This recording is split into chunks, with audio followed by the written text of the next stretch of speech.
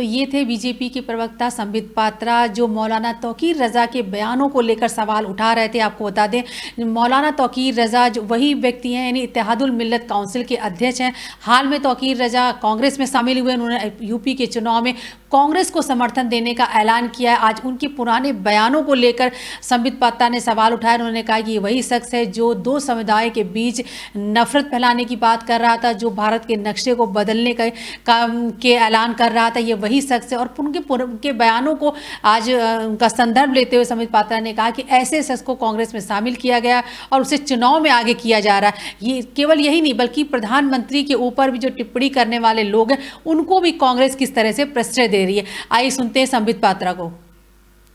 और हिंदुओं के खिलाफ बोलने वालों को कौन सी पार्टी प्रश्रय दे सकती है, इस प्रकार का विषय, इस प्रकार का प्रतिस्पर्धा, कंपटीशन हम उत्तर प्रदेश में समाजवादी पार्टी और कांग्रेस के बीच में देख रहे हैं। कल आश्चर्य हुआ जब एक औपचारिक फॉर्मल प्रेस कॉन्फ्रेंस में, जिसमें कांग्रेस के अध्यक्ष उत्तर प्रदेश के अजय लल्लू जी मौजूद थे, उनकी मौजूदगी में मौलाना तौकीर रज़ा खान, जो कि इत्तेहाद-ए-मिल्लत नामक पॉलिटिकल पार्टी को हेड करते हैं, उन्होंने कांग्रेस पार्टी को अपना समर्थन घोषित किया। और अभी भी हमने देखा कुछ मिनटों पहले कांग्रेस पार्टी के ऑफिशियल ट्विटर हैंडल ने प्रियंका वाड्रा जी के साथ मौलाना तौकीर रज़ा खान के तस्वीर को ट्वीट करते हुए लिखा है कि बीते दिनों आला हजरत बरेली शरीफ के मौलाना तौकीर रज़ा खान साहिब की कांग्रेस महासचिव श्रीमती प्रियंका वाड्रा जी से मुलाकात हुई और समर्थन देने की बात उन्होंने कही है। तो ये कांग्रेस पार्टी ने ऑफिशियली ट्वीट भी किया है और तौकीर रज़ा खान के समर्थन के विषय में कल प्रेस कॉन्फ्रेंस भी देखा। आज ये सवाल उठता है कि आखिर ये मौलाना तौकीर रज़ा खान साहब कौन है। याद करिए, मीडिया ने चंद दिनों पहले मौलाना साहब के एक वीडियो को दिखाया था जिसमें स्पष्ट रूप से मौलाना तौकीर रज़ा खान हिंदुओं के खिलाफ जहर उगल रहे थे उत्तर प्रदेश में। ऐसी बातें कह रहे थे जो कभी कहा नहीं जा सकता। मौलाना तौकीर रज़ा खान कह रहे थे कि अगर कानून की व्यवस्था, मेरे जो यूथ हैं, मेरे जो जवान हैं, अर्थात जो मुस्लिम जवान हैं, उनके हाथों में कानून की व्यवस्था आ जाए तो जो हिंदू लोग हैं उनको सोचना पड़ेगा, हिंदुस्तान में रहने की जगह तक नहीं मिलेगी हिंदुओं को। आप सोच के देखिए किस प्रकार की यह घृणा की बात है, घृणा की पराकाष्ठा है, हाइट ऑफ हेट्रेड, जिसमें स्पष्ट रूप से एक मौलाना कह रहे हैं कि अगर हमने खुला छोड़ दिया अपने युवकों को तो धर्म विशेष का नाम लेकर कह रहे हैं कि हिंदुओं को हिंदुस्तान में रहने की जगह नहीं मिलेगी, देश छोड़ के जाना पड़ेगा। और तो और उसी लाइन में वो कहते हैं आगे कि हिंदुस्तान का नक्शा बदल के रख देंगे, हिंदुस्तान का नक्शा बदल जाएगा। हिंदुस्तान का नक्शा बदलने वाले लोग, जिन लोगों के मंसूबों में इस प्रकार की कारसादी है कि वो हिंदुस्तान के नक्शा को बदलना चाहते हैं, कानून की व्यवस्था को पलटना चाहते हैं, स्वाभाविक रूप से वैसे लोगों का समर्थन कांग्रेस पार्टी लेती है। ये कोई कांग्रेस पार्टी के लिए नया विषय नहीं है। It is not knew that the Congress party stands in alliance with such people who shower constant hatred against the Hindus and the philosophy of India. याद करिए, यही वो मौलाना तौकीर रज़ा खान है जिन्होंने CAA के समय कहा था हम तो अल्लाह वाले हैं, हम तो अल्लाह वाले हैं, हम चाहेंगे तो खून की नदियां बहा देंगे। और भाषण में यह भी कहा था हम तो जन्मजात लड़ाके हैं, हम तो जन्मजात लड़ाके हैं, we are born fighters, we will fight against the system.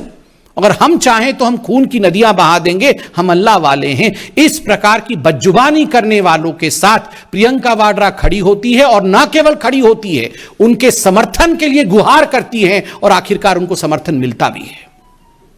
This is not new in Congress, I said so because आप याद करिए केरल में किस प्रकार से वेलफेयर पार्टी का और वेलफेयर पार्टी को चलाने वाले जमात-ए-इस्लामी, जो कि UAPA के अंतर्गत बैंड है, उस वेलफेयर पार्टी के साथ कांग्रेस पार्टी का गठबंधन हुआ था।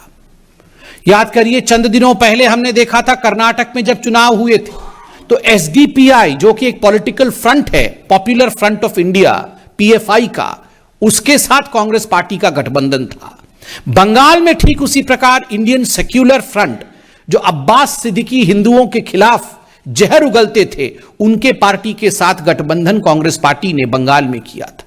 स्वाभाविक रूप से ये जो रैडिकल सिंडिकेट है, कांग्रेस पार्टी का जो रैडिकल सिंडिकेट है, वो पूरे हिंदुस्तान के सामने आज एक्सपोज्ड है। The radical syndicate which is in fact furthered by the Congress party stands exposed in front of India Today. और इसमें कोई कांग्रेस पार्टी अकेली नहीं है, इसमें प्रतिस्पर्धा हो रहा है। प्रतिस्पर्धा अर्थात कंपटीशन समाजवादी पार्टी के साथ है। याद रखिए, नाहिद हसन पे भारतीय जनता पार्टी ने अभी चंद दिनों पहले आवाज उठाई थी, उसका नतीजा आपने देखा, सत्य की जीत हुई। नाहिद हसन, जो कि कैराना से समाजवादी पार्टी के कैंडिडेट थे, आज वो जेल में हैं।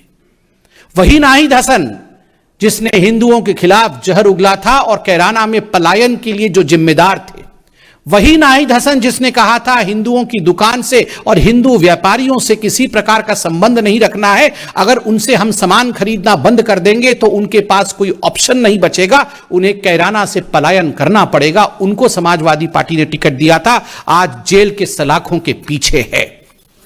रफीक अंसारी, मेरठ से रफीक अंसारी जिसको टिकट मिला है, और किस प्रकार के केस उनके ऊपर लंबित थे यह भी हम जानते हैं, किस प्रकार की घृणा की बात वो करते हैं यह भी सर्वविदित है।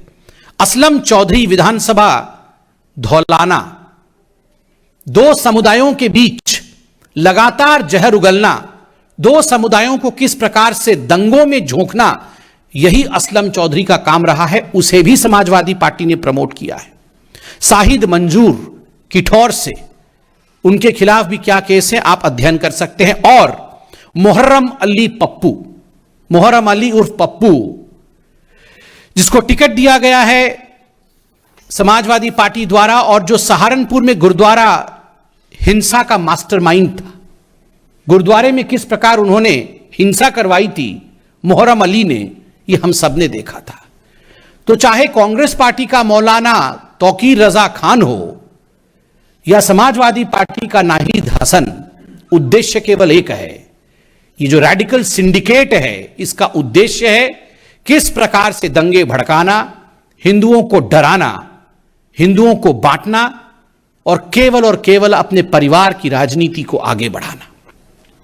इसके साथ मैं आपको याद यह भी दिलाना चाहूंगा, such is the level of hatred of these political parties that they don't even spare the prime minister of India. ये जो घृणा की राजनीति है, आज कुछ पॉलिटिकल पार्टीज जो घृणा की राजनीति को आगे बढ़ा रही हैं, उसमें इसका आलम इस कदर ऊपर जा चुका है कि कुछ पॉलिटिकल लोग प्रधानमंत्री नरेंद्र मोदी जी के खिलाफ भी जिस प्रकार के शब्दों का उच्चारण कर रहे हैं, प्रयोग कर रहे हैं, और जिस प्रकार का प्रयोग पंजाब में भी हुआ वो हमने देखा है। कल टीवी चैनलों के माध्यम से कांग्रेस पार्टी के अध्यक्ष महाराष्ट्र में नाना पटोले ने जिस प्रकार के शब्दों का प्रयोग आदरणीय प्रधानमंत्री श्री नरेंद्र मोदी जी के लिए किया है, मुझे लगता है उसे दोहराना भी उचित नहीं होगा। वो कहते हैं कि आवश्यकता पड़ने पर मैं मोदी को मार भी सकता हूं, मैं मोदी को गाली भी दे सकता हूं, मैं मोदी को मार भी सकता हूं, मैं मोदी को गाली भी दे सकता हूं। आज मैं राहुल गांधी और प्रियंका वाड्रा से पूछना चाहता हूं, भारतीय जनता पार्टी की तरफ से, या आपके पार्टी के इतने बड़े बड़े नेता मोदी जी के खिलाफ, देश के प्रधानमंत्री के खिलाफ जिस प्रकार का जहर उगल रहे हैं, एक बात बिल्कुल स्पष्ट है, पंजाब में प्रधानमंत्री के सुरक्षा के ऊपर जिस प्रकार का हमला हुआ, सुरक्षा में चूक हुई, सुरक्षा में टूट हुई, वो प्रयोग था, संयोग नहीं था। That was an experiment which was done at the behest of the top leaders of the Congress party. वरना ये सारे कांग्रेस के लोग एक ही जुबान बोल रहे हैं, प्रधानमंत्री को मार भी सकते हैं, मोदी को मार भी सकते हैं। एक बात आज कांग्रेस को सुनना ही पड़ेगा, 2014 से पहले आपने मोदी जी के लिए इसी प्रकार के शब्दों का प्रयोग हमेशा किया, कभी उनको नीच कहा, कभी आपने कहा कि तू तो चाय वाला है, तू जाके हमारे अधिवेशन में चाय बेच, तुम्हें हम छोड़ेंगे नहीं। पाकिस्तान में जाकर आपने कहा कि मोदी को हटाना होगा, किंतु आपने जितना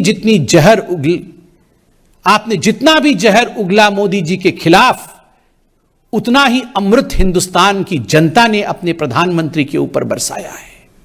इसलिए आप इस मुगालता में ना रहें। Please don't be in the confusion that if you abuse the prime minister of India, the PM post stands condemned. No, you are condemning yourselves. उसी विवादित बयान को लेकर इस समय वो मीडिया से बात करते हैं। आइए हम सुनते हैं संबित पात्रा को।